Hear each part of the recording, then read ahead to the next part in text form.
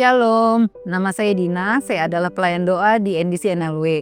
Dan saya ingin bersaksi kebaikan, perlindungan, dan penyertaan Tuhan dalam hidup saya. Saya ingat saat mengikuti Encounter Night Desember 2023, hamba Tuhan yang melayani altar call saat itu memanggil saya untuk maju. Saya pikir dia panggil orang lain, jadi saya diam saja. Tapi dia panggil saya lagi. Dia tidak kenal saya, tapi dia sampaikan Tuhan mau memakai kamu. Itu menguatkan saya kalau dia belum selesai dengan saya. Masa-masa itu memang saya memiliki banyak masalah yang menekan saya dan membuat saya selalu dalam keadaan hancur, kesedihan yang mendalam dan ketakutan. Kondisi yang membuat saya hanya bisa datang, menangis dan memohon kepada Tuhan. Yakobus 1 ayat 2 berkata, "Saudara-saudaraku, anggaplah sebagai suatu kebahagiaan apabila kamu jatuh ke dalam berbagai-bagai pencobaan." Tapi kenyataannya bisakah? Benarkah ayat ini? Saat dalam kedukaan, masalah satu persatu datang, saya berada dalam ancaman dan tekanan, lalu papa mertua jatuh dari lantai 2 di rumah kami dan stroke. Sementara saya juga harus menghadapi ruang operasi.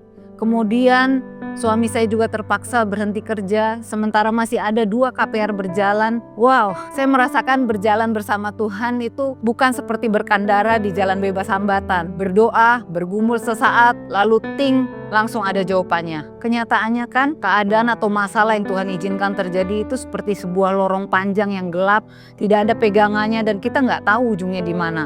Buat saya itu masa-masa Tuhan sedang berurusan dengan saya untuk mematikan ego saya dan mengabaikan apapun yang saya pikir itu bisa jadi pegangan atau andalan saya dan hanya belajar untuk berserah dan taat sama Tuhan. Jangan tinggalkan waktu doamu. Itu privilege untuk kita bisa berkomunikasi jujur dengan Tuhan. Baca firman Tuhan yang mungkin sudah lama kita abaikan. Karena itu suara dan undangannya untuk kita mendekat, kenal pribadinya. Dia Bapa yang baik, sangat baik. Kalau kita pikir sebaliknya atau kita berburuk sangka sama Tuhan, itu artinya ada yang harus dan masih perlu kita bereskan dengan hidup kita dan hati kita. Rendahkan diri, datang kepada Dia dalam hormat, terbuka, luapkan semuanya. Kita bisa jujur kok di hadapannya. Saya nggak tahu bagaimana Tuhan bekerja di balik layar atas semua yang terjadi. Tapi saya tahu terlalu mudah untuk Tuhan melakukan mujizatnya kalau hati kita sudah siap dan percaya. Hidup saya adalah kasih karunia demi kasih karunia dari Tuhan. Lewati kedukaan dan ketakutan, Tuhan hiburkan. Bahkan Tuhan berikan keluarga rohani yang menguatkan saya. Papa mertua saya juga alami mujizat dan semakin pulih pasca stroke-nya. Kedua KPR kami juga bisa dilunasi dengan cara yang ajaib. Saya dan suami juga alami berkat pertolongan Tuhan dalam usaha kami. Encounter Night ini pernah menjadi momen saya dilawat Tuhan